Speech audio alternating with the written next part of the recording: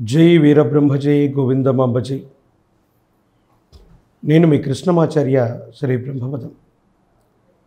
2024 సంవత్సరం మార్చి మాసం ధనుసు రాశి వారి యొక్క రాశిఫలం.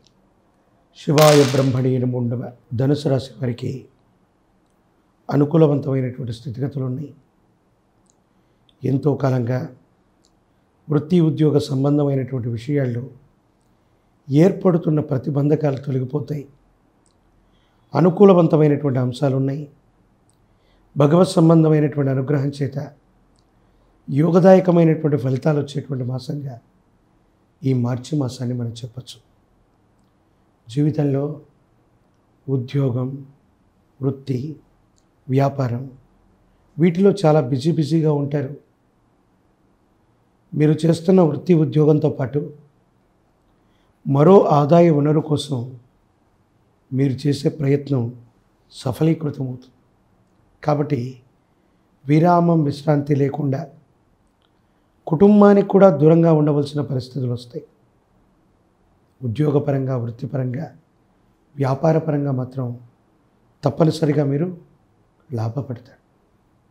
ఇదే సందర్భంలో విరామం, విశ్రాంతి లేకుండా వృత్తి ఉద్యోగం మీద మీరు మనసుని కేంద్రీకరించి మీ కుటుంబాన్ని, సన్నిహితమైనటువంటి బంధుమిత్ర వర్గాన్ని దూరం చేసుకునేటువంటి అవకాశం ఉంది.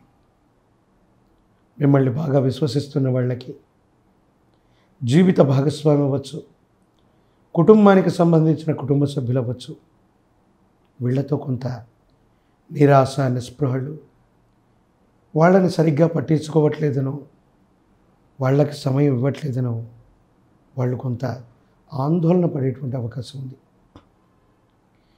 భగవత్ సంబంధమైనటువంటి అనుగ్రహం చేత ఆర్థిక అంశాలు బాగున్నాయి. సామాజిక అంశాలు ఇంకా బాగున్నాయి. జీవితంలో ఏదో చేసేటువంటి ప్రయత్నాలు సఫలీకృతమయ్యేటువంటి దిశగా ప్రయాణం కూడా అవుతూ ఉన్నాయి. ఈ సందర్భంలో కుటుంబంలో మీరు ముందుండి పరిష్కారం చేయవలసినటువంటి ఒక సమస్య ఉంటుంది. ఈ సమస్యని చాలా చాకచక్యంగా పరిష్కారం చేసేటువంటి అవకాశం కూడా లేకపోవట్లేదు. భగవత్ సంబంధమైనటువంటి అనుగ్రహం వల్ల మీ దైనందిన జీవితంలో కుటుంబ సభ్యులందరూ కూడా మిమ్మల్ని పెద్దగా పెట్టి కుటుంబానికి సంబంధించినటువంటి ఒక ముఖ్యమైనటువంటి సమస్యని పరిష్కారం చేసుకునేటువంటి అవకాశం ఉంది. దాన్ని కూడా మీరు అరుదైనటువంటి గౌరవంగా భావన చేస్తారు. ఏది ఏమైపోయినా జీవితంలో వృత్తి, ఉద్యోగం, జీవన గమనం అన్నీ మారుతున్నాయి. వేగవంతమైన జీవన విధానంలోకి వెళ్ళబోతున్నారు. ఆర్థిక పరిస్థితులు బాగున్నాయి. సామాజిక స్థితిగతులు బాగున్నాయి. భవిష్యత్తు సజావుగా ఉంది.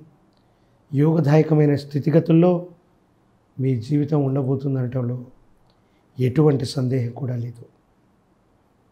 మీ దైనందిన జీవితానికి సంబంధించి ఇల్లు ఇలా ఉండాలి, కుటుంబం ఇలా ఉండాలి, పిల్లల యొక్క భవిష్యత్తు ఇలా ఉండాలి, ఈ ఆలోచనలు చేస్తారు.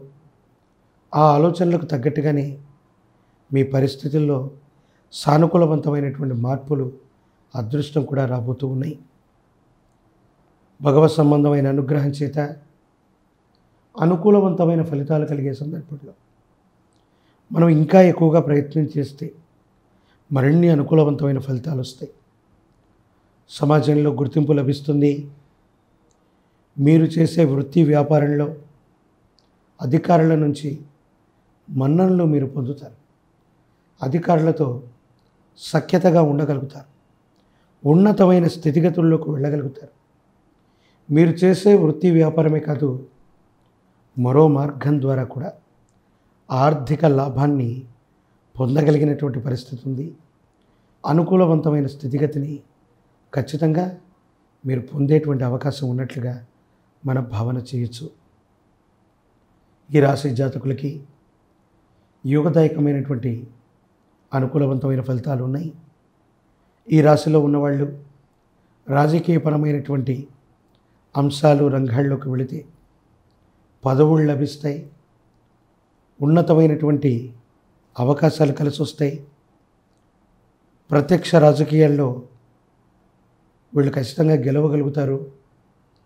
ఉన్నతమైనటువంటి పదవీ ప్రాప్తి యోగాలు కనపడుతున్నట్టుగా మనం భావన చేయొచ్చు.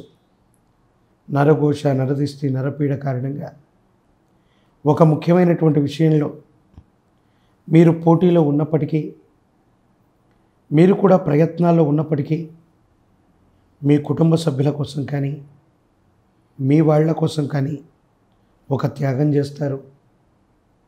మీరు చేసినటువంటి త్యాగమే వాళ్ళ జీవితానికి భిక్షగా మారుతుంది. కానీ అప్రియుడికి ప్రియమైనది ఏది చేసినా కూడా వాళ్ళకు మంచిగా అనిపించదని పెద్దలు అంటూ ఉంటారు. మీ కుటుంబానికి సంబంధించిన, బంధుమిత్ర వర్గానికి సంబంధించిన ఒక వ్యక్తి తనకు సంబంధించిన అవకాశాలని మీరు గండి కొడుతున్నారని తన ఆవేదన చెంది మధ్యవర్తితో పరిష్కారం చేత మీ దాకా వస్తే, పోనీలే పాపమని ఆ అవకాశాన్ని వదిలిపెడితే వాళ్ళు కృతజ్ఞత లేకుండా, కృతజ్ఞతారాహిత్యంగా వాళ్ళు ప్రవర్తన చేస్తారు. ఇది చాలా ఆందోళన కలిగించేటువంటి అంశం. ఏది ఏమైనా భగవంతుడున్నాడు, కాలం ఉంది, వీటిని అనుకూలంగా మార్చగలుగుతుంది అన్నటువంటి ఉద్దేశం చేత, అభిప్రాయం చేత మీరు మిన్నకుండా ఉండిపోయేటువంటి అవకాశం ఉంది. ఈ రాశి జాతకులు పరమ ప్రశస్తవంతమైనటువంటి ప్రాచీనమైన శివాలయ ప్రాంగణంలో శివరాత్రి మహోత్సవంలో స్వామివారికి అభిషేకం చేస్తే యోగదాయకమైన ఫలితాలు వస్తాయి, అనుకూలవంతమవుతుంది. ప్రముఖమైనటువంటి శైవ క్షేత్రానికి వెళ్ళిన మహాశివరాత్రి పర్వదినం రోజు నిద్ర చేసి వచ్చిన యోగదాయకమైన స్థితి సంప్రాప్తమవుతుంది, యోగదాయకంగా ఉంటుంది. అనుకూలవంతమైనటువంటి ఫలితాల్ని మీరు తప్పకుండా పొందేటువంటి అవకాశం వస్తుంది. ప్రత్యేకించి ఏదైనా ఆదివారం పూట గోధుమ నూకని పాయసంగా చేసి అందులో కాస్త కుంకుమ పువ్వును వేసి తమలపాకు మీద పాయసాన్ని చేసి సూర్య భగవానుడికి నివేదన అర్పించి ఓం ఆదిత్యాయ నమః అన్నటువంటి మంత్రాన్ని కానీ, ఆదిత్య హృదయాన్ని కానీ పారాయణ చేసిన, వింటూ ఉన్న ఆదివారం గోధుమ రొక్కతో గనక పాయసాన్ని తయారు చేసి సూర్య భగవానుడికి తమలపాకులో నివేదన చేసి ఎవరూ తొక్కనటువంటి చోట దాన్ని ఉంచి సాక్షాత్తు దైవస్వరూపమైనటువంటి ప్రత్యక్ష దైవం సూర్యనారాయణ్ణి, ఆదిత్య హృదయాన్ని పారాయణ చేయండి. మరిన్ని యోగదాయకమైన ఫలితాల్ని మీరు తప్పకుండా పొందేటువంటి అవకాశం కనపడుతుంది.